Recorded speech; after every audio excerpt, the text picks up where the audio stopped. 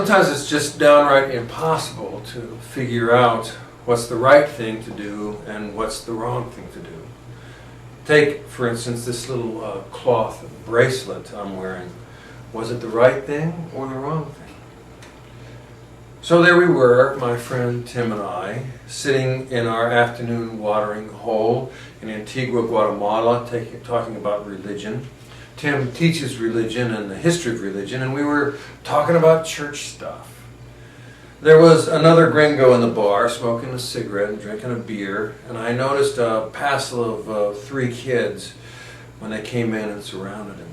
They were selling stuff, bracelets made out of wood, cloth, who knows what else. They wanted 20 quetzales for a bracelet, or about $2.75 US, but the cost is really beside the point. Tim and I were deep in our conversation about what I don't remember, except that it was one of those conversations into which you can get just totally absorbed, and we were. And it was then that the 3 kids came over and hit us. ¿Quieres compras un la pulsera? Or something like that, because I don't think that my conjugation is quite right, but did we want to buy a bracelet? Gracias, no gracias, I said with considered politeness. The 3 boys hustled away to find another customer without skipping a beat, and we went on with our conversation.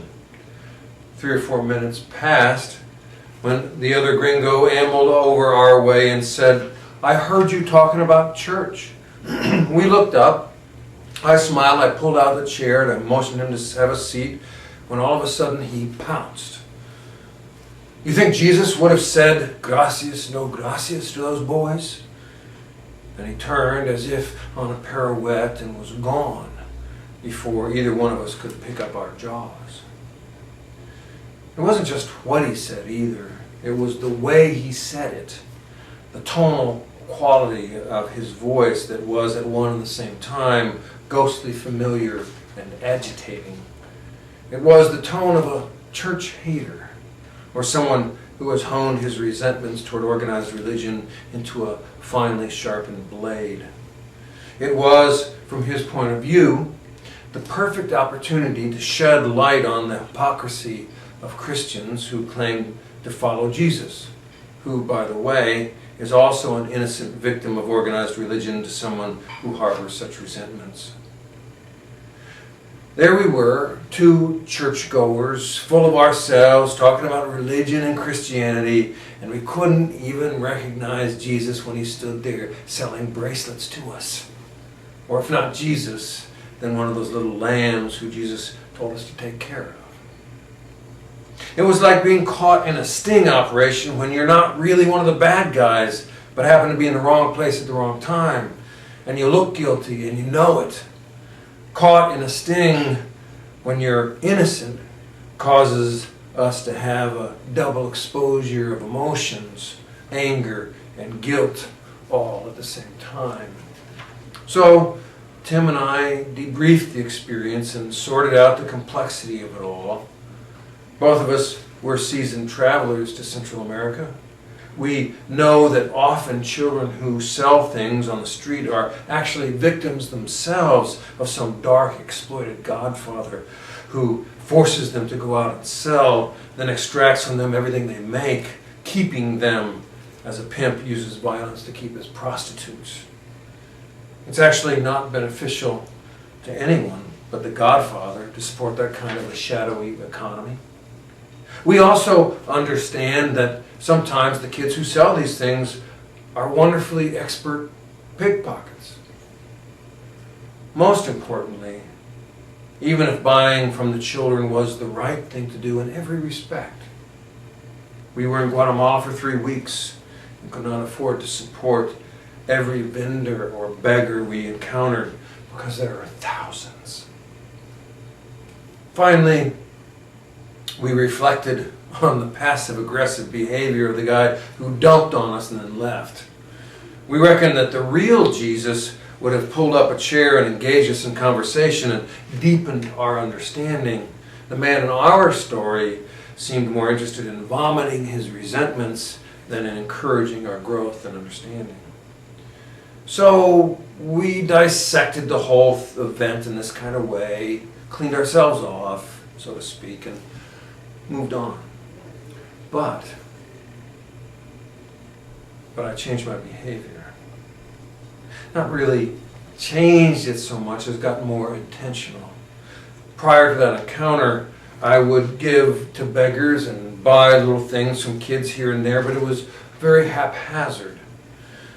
Because the truth is, in that kind of an economy, and you're a tourist, you kind of avoid coins. When the exchange rate is 8 quetzales to $1, your pockets can begin to feel like burgeoning sandbags. So I got a change purse, and instead of avoiding change, I began to make sure that I had change and plenty of it. I made it my goal to never say no, and always to have at least a coin, if nothing else, to give away.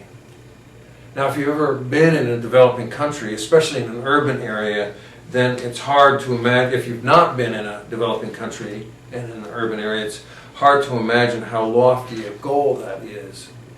Because when you walk everywhere, which we were doing in Guatemala, and every street and alley has someone on it who will ask you for something, trying to say yes instead of gracias, no gracias, is ambitious, to say the least. But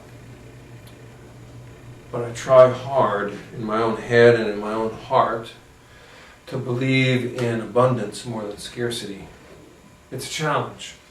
And even though I am an optimist in general, it is a strenuous stretch in this world to practice abundance. But lo and behold, from that day on, I did practice abundance.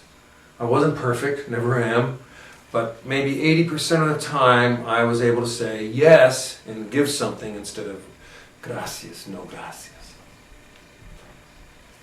My last day in Guatemala, I had about an hour to kill before getting picked up at the airport, or for the airport, so I walked a half mile or so down to La Merced, a 17th century monastery and church that makes Trinity look quite small. There were baptisms taking place, and so I sat in the back pews, which seemed about 2 miles from the front of the massive pillared sanctuary. And I just sat there for a while, somewhere in a state between thought and prayer, drifting in and out of reflections on my time there in Guatemala. As I stood then and turned to leave, I could see a dark figure on the floor, huddled in the shadow of the front doors, where I would have to exit the church. I felt in my pocket for change, and there was quite a lot of it. So I took out 4 coins, 1 to bring home to each of my children, and the rest I held in my hand for whoever it was there in the shadows. As I approached him, I could see a young man in his 20s or 30s who had lost both his legs. He wasn't huddled, as it turned out. Rather, his posture and demeanor seemed relaxed and composed instead of despairing. And his face was remarkably clear and clean. The hair on his head and his beard were handsomely dark. His eyes, which were the most noticeable, which were far more noticeable than the absence of his legs when he got up close, his eyes were brilliant. I placed the change in his cup or bowl, or maybe even his hand, I don't remember. And his eyes locked onto mine as if in tractor beams. Gracias. Puede a Dios la bendice. May God bless you, he said. In that man's eyes was the brilliance of a God, the spiritual strength of Jesus or Muhammad or a Buddha. It confirmed for me what I knew already but often neglect. That whether giving money to beggars or vendors is the right or the wrong thing to do in relationship to economics, sociology, and politics, practicing abundance when surrounded by scarcity is always the right thing to do. This bracelet, which I bought from that same boy from the bar a few days later, reminds me to practice abundance.